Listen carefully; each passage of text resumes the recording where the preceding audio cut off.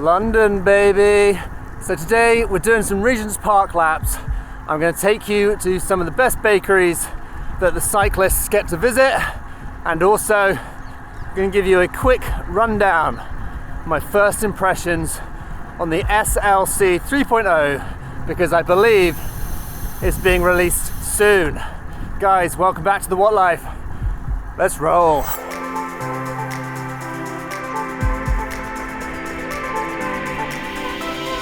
It's 6:30 in the morning, cycling through Hyde Park next to the Serpentine. It's glorious, it's lovely, getting a little bit colder as we are kind of late August now, mid-August.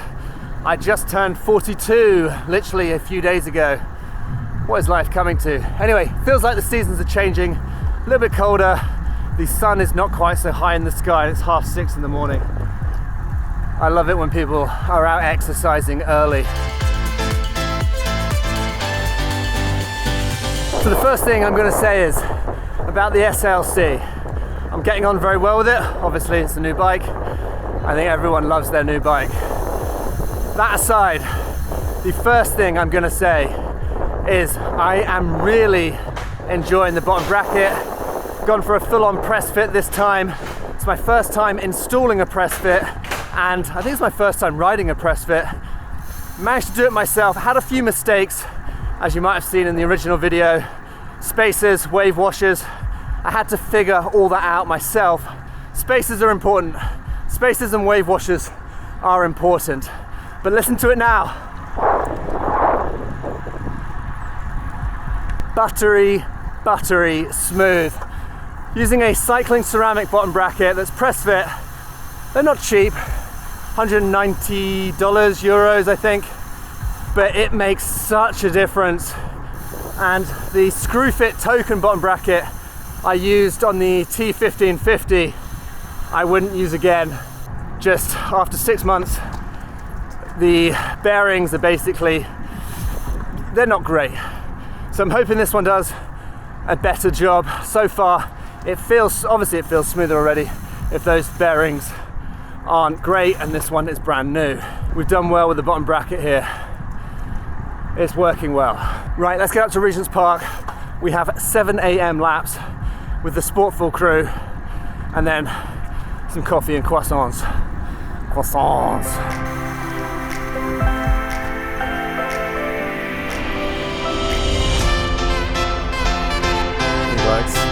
I freaking love cycling through London in the early or late hours.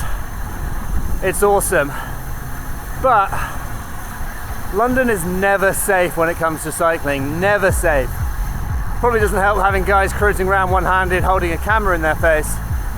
But even with the cycle lanes, safer, never safe. Always have your head on a swivel.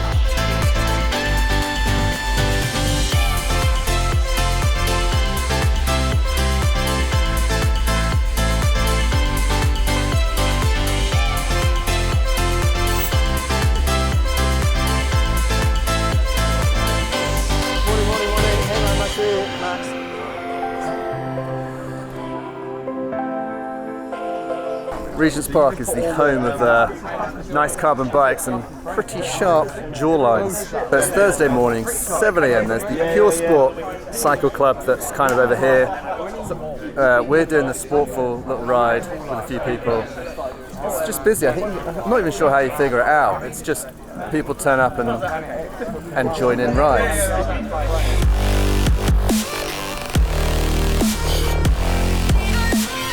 I do really love Regents Park laps.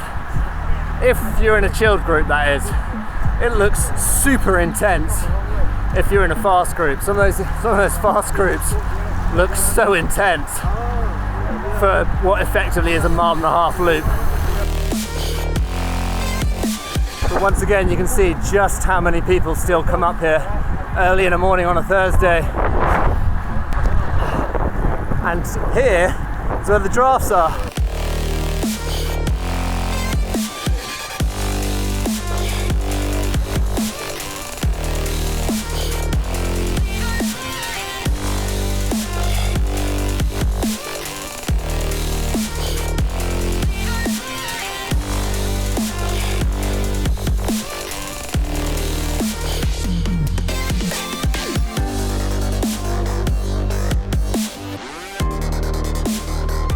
Benjamin. Give me the full breakdown on your bike, your sexy bike.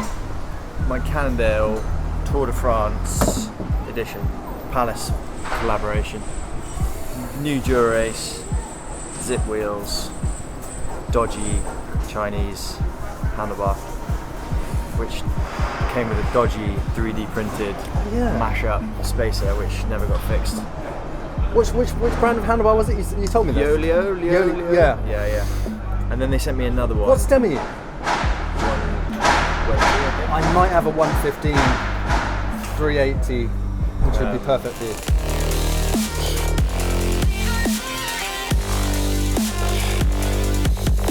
Caffeine, I don't know where we are. East Castle Street. East Castle Street. Another one in Great Richmond Street. Great for lunch, great for coffee. Benjamin's now got to do the finance thing where he pops in property thing, isn't it? Property thing where he's going to go into the office. I'm going to go and enjoy a bit more cycle culture down in Putney at the clubhouse. The party not stop like this.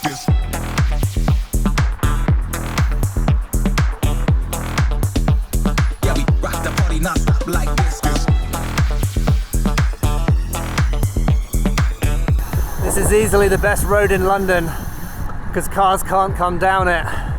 It's just next to Hyde Park from the Duke of Wellington corner. Is that what it's called, or Apsley House? So we made it to the clubhouse. What I'm going to try and do is see whether I can just borrow the bike scale, so if I can weigh the SLC now that it's got the full SRAM setup. Let me see if I can take care of that.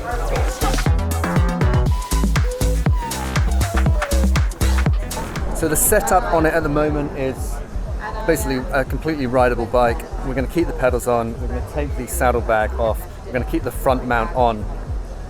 Everything else will just be rideable. So this will be SLC with a full Sram Force with power meter, group set. Right, let's see what it weighs. We got it at 7.2 with the wheel top.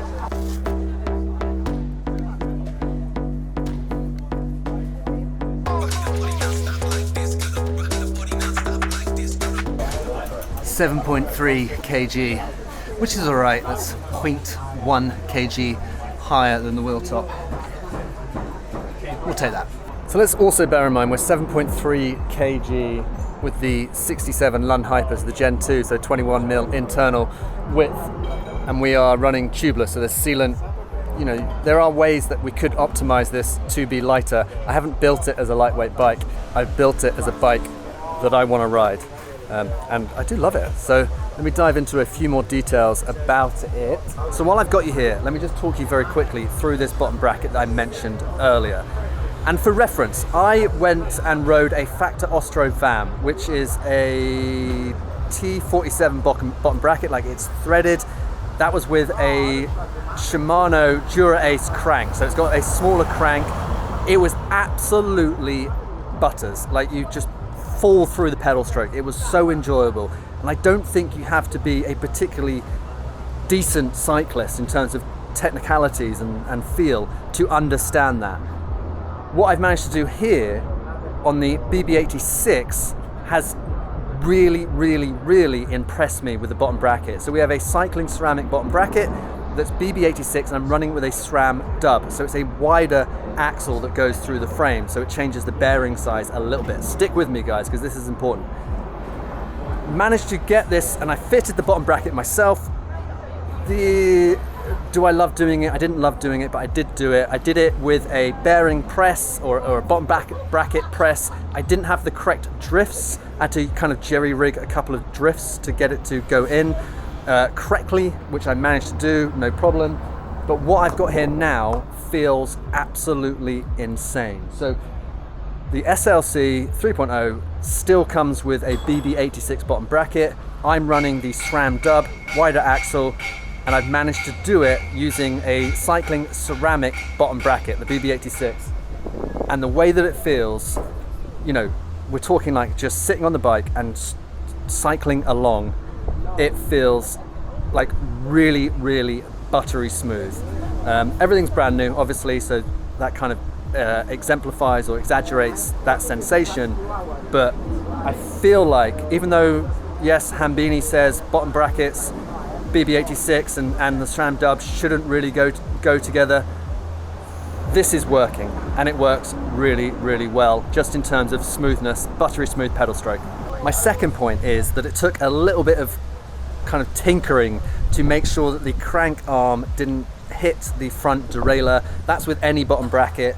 The BB86 bottom bracket, because it gets pressed into the shell of the frame, sits flush with the frame. So you're going to need a spacer, or you might need a couple of spacers, and that is how I learned what a wave washer is that comes with the bottom bracket, and how to use that on your spindle.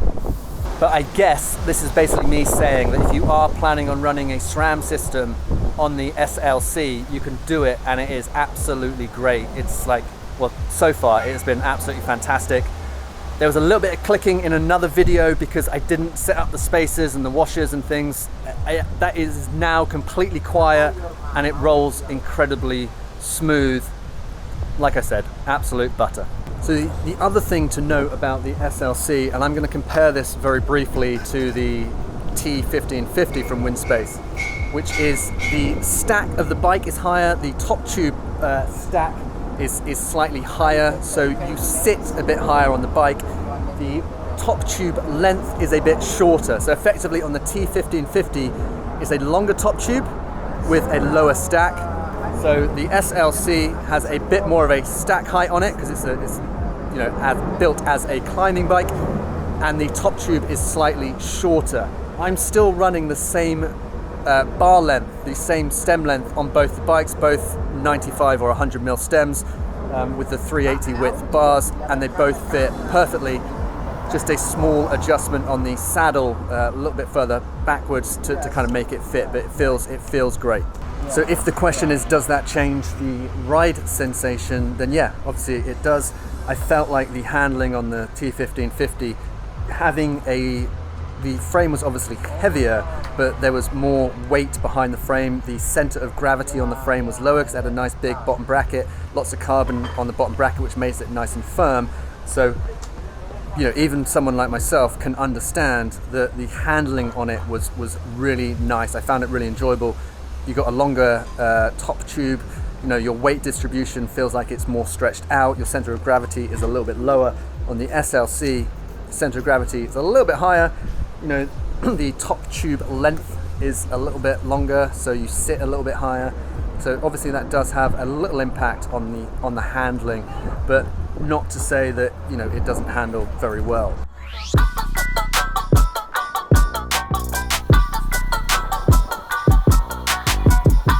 So this is not a ride review because I've only had the bike 2 weeks, but obviously I want to give you some feedback on what it's like and how I'm enjoying it.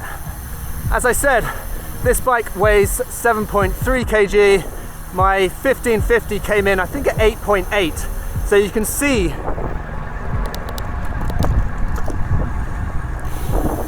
see just how much lighter the SLC is. And please bear in mind, I pulled all of the same components off of the Winspace, the 1550, to go on this bike. Same group set. I even ended up taking the handlebars off of the old bike. So pretty much exactly the same, and using the same single spacer. Okay, so there is a slight difference in terms of top tube length, in terms of stack height. Has a little impact on it. Obviously the bike itself is a lot lighter, which, yes, in turn does make it kind of that more enjoyable when you're out the saddle.